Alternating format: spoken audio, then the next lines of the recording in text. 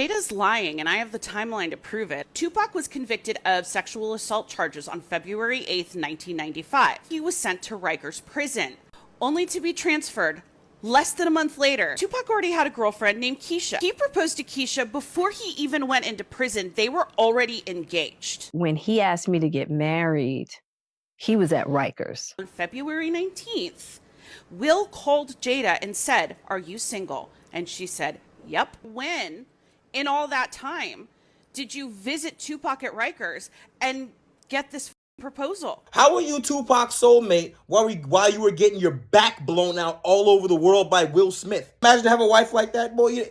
Will every day, probably every time she makes a video, want to fling himself from the top of the nearest building. The amount of pussy Tupac got, Right. I don't believe he's proposing to a bitch he ain't never sleep with. Shorty is a pathological liar, and she hates Will Smith. It has to be. She's a rat, a fucking rat.